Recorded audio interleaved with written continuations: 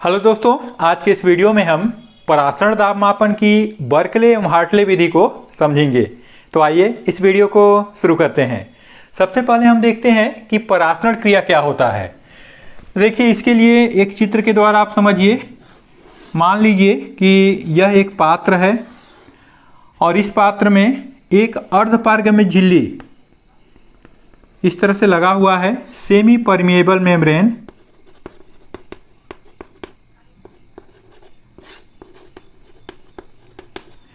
इस झिल्ली के दोनों ओर अलग अलग सांद्रता की विलयन रखे हुए हैं। मतलब दो भिन्न भिन्न सांद्रताओं के विलयन को यदि अर्धपारगम्य झिल्ली के द्वारा अलग रखें, इस विलयन को मान लेते हैं A और इस विलयन को मान लेते हैं B। दोनों का सांद्रता अलग है। अब देखिए, आपको पता होगा कि विलयन दो घटकों से मिलकर बनता है, विलायक और विलेय। विलायक और विलेय मिलते हैं तभी विलयन बनता है। जैसे यदि हम शक्कर पानी अर्थात शरबत की बात करें तो इसमें विलायक पानी होता है और विलेय शक्कर होता है, और ये बन गया हमारा विलयन अर्थात शरबत या चाय, जो भी चीज़ आपको बनाना है। अब इसमें ध्यान दीजिए कि हम एक साइड मान लेते हैं कि विलेय अधिक है और दूसरे साइड विलेय कम है अर्थात विलायक अधिक है। तो चलिए इधर मान लेते हैं कि इधर ये जो विलायक है ये अधिक है और विलेय के अणु कम दिख रहे हैं।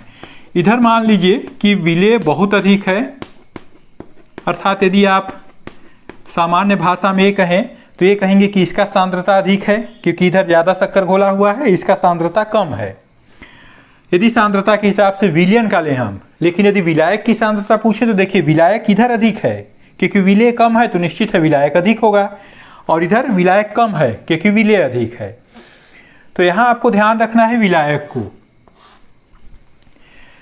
जब भिन्न सांद्रताओं के दो विलयनों को अर्धपारगम्य झिल्ली से अलग रखा जाता है तो विलायक के अणु, किसके अणु? विलायक के अणु अपने अधिक सांद्रता से कम सांद्रता की ओर, ध्यान दीजिए मैं किसका सांद्रता बता रहा हूं, विलायक की। विलायक अपने अधिक सांद्रता से, देखिए यहां विलायक अधिक है, यह अपने कम सांद्रता अर्थात विलयन बी की ओर इस अर्धपारगम्य झिल्ली से होकर गति करता है। यह क्रिया परासरण कहलाता है। आपको एकदम स्पष्ट होना चाहिए। यदि आप विलयन को बता रहे हैं तो देखिए विलयन की सांद्रता इधर अधिक है, इधर कम, तो विलयन के आधार पर बताएंगे। तो यहां आपको बताना होगा कि विलयन में कम सांद्रता से अधिक सांद्रता की ओर, विलयन में देखिए कम सांद्रता से अधिक सांद्रता की ओर किसका? विलायक के अणुओं का गमन अर्धपारगम्य झिल्ली से होकर, ये कहलाता है परासरण। तो आप जिस तरीके से भी चाहे परिभाषा दे सकते हैं, लेकिन आपको ध्यान रखना है कि अर्धपारगम्य झिल्ली से होकर सिर्फ विलायक के अणु गति कर सकते हैं, विलेय के अणु नहीं। तो विलायक के अणुओं का गति करना होता है। तो यहाँ हमारे इस चित्र में विलायक के अणु ऐसे गति करेंगे। परासरण क्रिया क्लियर हो गया। अब चलिए यहाँ मान लेते हैं कि इस परासरण को रोकने के लिए यहाँ पर हम इस तरह से एक पिस्टन लगा देते हैं। इधर से एक दाब लगाएंगे ऐसे, इसमें इतना दाब नीचे की ओर से लगाते हैं ताकि ये गति, विलायक के अणुओं का गति रुक जाए। यही कहलाता है परासरण दाब। अर्थात विलयन पर लगाया गया वह बाह्य दाब जिसके कारण विलायक के अणु अर्धपारगम्य झिल्ली से होकर विलयन की ओर गति नहीं कर पाते, अर्थात परासरण की क्रिया रुक जाता है, वह बाह्य दाब कहलाता है परासरण दाब। आइए देखें कि बर्कले एवं हार्टले ने अपने प्रयोग के द्वारा कैसे इस परासरण दाब का मापन किया था। बर्कले एवं हार्टले ने परासरण दाब नापने के लिए दो संकेंद्रीय नलियां लिया।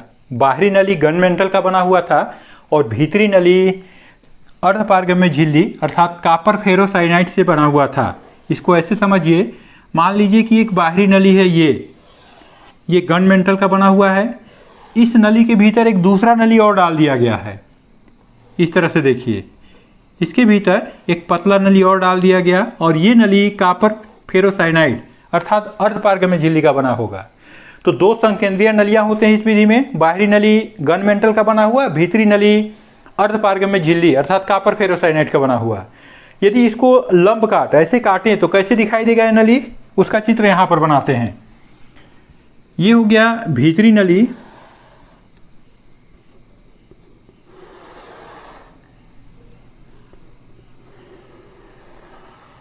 ये देखिए, ये भीतरी नली को इस तरह से बना ले रहे हैं और ये बना होता है अर्धपारगम्य झिल्ली कॉपर फेरोसाइनाइड का बना हुआ। इस भीतरी नली के बाहर दोनों ओर देखिए, ये दिखाई देगा गन मेंटल का बना हुआ बाहरी नली। इसको इस तरह से बनाना है। इसमें एक बाह्य दाब डालने के लिए एक पिस्टन भी लगाना है, तो इसीलिए इसको इस तरह से बनाएंगे।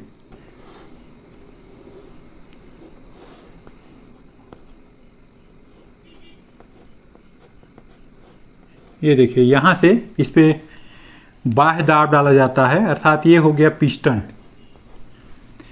अब यहीं पर इसमें एक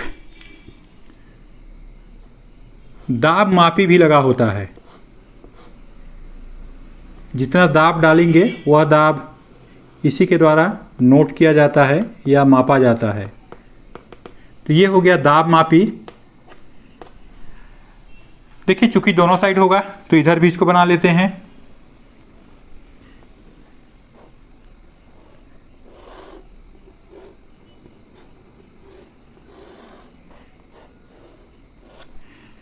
ये देखिए, इसका चित्र कुछ इस तरह का होता है और इसमें भीतरी नली में एक और टोटीदार कीप, देखिए यहाँ पर एक टोटीदार कीप लगा होता है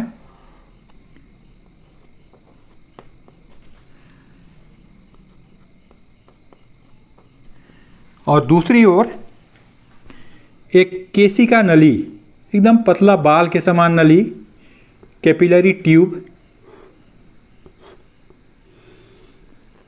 इस तरह का केशिका नली लगा होता है। देखिए, जिस विलियन का हमको परासरण दाब निकालना होता है उसको इस बाहरी गन मेंटल की नली में भर देते हैं और भीतर विलायक अर्थात जल को भरा जाता है। तो यहाँ हम भर देते हैं जल को, अर्थात ये विलायक है। ये हो गया विलायक और बाहरी नली में इसमें भर देते हैं विलियन, जिस विलियन का हमको परासरण दाब निकालना है। क्योंकि एक ही नली है दोनों, तो इधर भी होगा। तो ये हो गया चित्र। अब चलिए थोड़ा नामांकन कर लें। ये है टोटीदार कीप,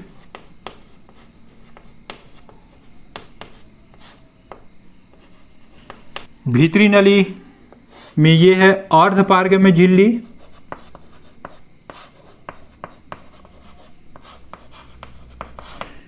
ध्यान रखिए यह झिल्ली बना होता है कॉपर फेरोसाइनाइड। ये बाहरी नली, ये है गन मेंटल का बना हुआ,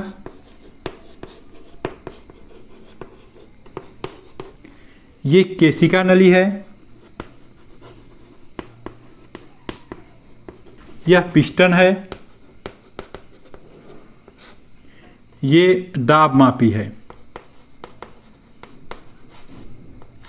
अब देखिए, जब आप चित्र बना सकते हैं तो इसका वर्णन भी बहुत सरल तरीके से कर सकते हैं। इस विधि में दो संकेंद्रीय नलियां होती हैं। संकेंद्रीय से आशय होता है कि एक नली के भीतर दूसरा नली लगा होगा। बाहरी नली गन मेंटल की बनी होती है, जिसमें दाब लगाने के लिए एक पिस्टन तथा दाब नोट करने के लिए एक दाब मापी लगा होता है। इस बाहरी नली में जिस विलियन का परासरण दाब ज्ञात करना होता है उस विलियन को भरा जाता है। अब उसके बाद भीतरी नली के बारे में बताइए। इसमें भीतरी नली अर्धपारगम्य झिल्ली की बनी होती है। यह कॉपर फेरोसाइनाइड का बना होता है। इसके एक ओर केशिका नली जो कि सूचक का कार्य करता है और दूसरी ओर टोटीदार कीप लगा होता है। इस भीतरी नली में जल अर्थात विलायक भरा जाता है। अब इसकी क्रियाविधि को समझिए।